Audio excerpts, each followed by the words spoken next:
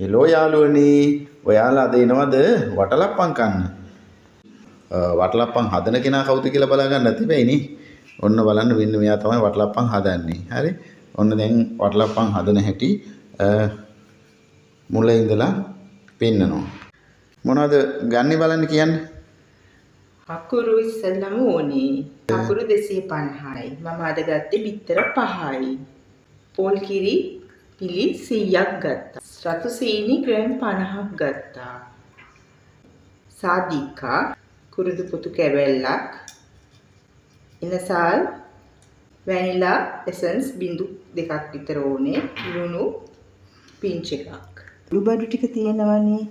ඒ ටික අපි චූට්ටක් රත් කරගෙන ඉදිමු. දැන් රත් කරගෙන ඉවරයිද?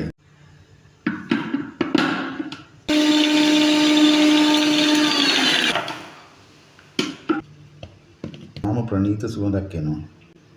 ඔව් අපි අඩු ගින්දරේ තියලා ඒ සීනි ග්‍රෑම් 50 දාලා ඒක කැරමල් කරගන්න ඕනේ. කුඩු ටික එකතු කරගන්න. එහෙමම රතු වතුර කෝප්ප භාගයක් විතර එකතු කරගන්න. එතන පැණීකටම අර හදාගත්තු සුවඳ කුඩු ටික එකතු කරගන්න.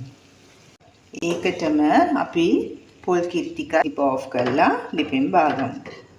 ඊතර කඩාගමු.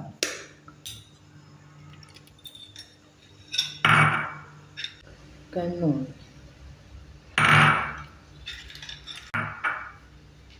අපි දැන් මේ බිත්තර ටික බීට් කරගමු හොඳට.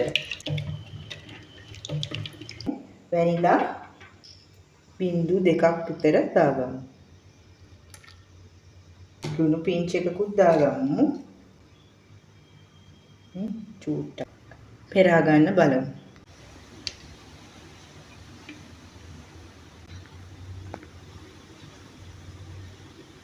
දැන් පැණි එක දාගත්තා නේද? අපි දැන් පැණි දාලා අයිවත් චුට්ටක් මික්ස් කරමු දෙක.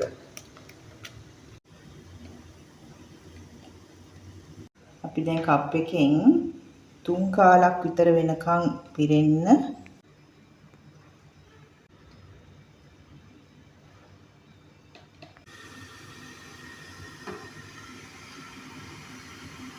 එකේ පියන හොඳට සර්වියට් එකකින් ගැට ගහලා ජල වාෂ්ප හැදෙන්නේ නැති වෙන්න.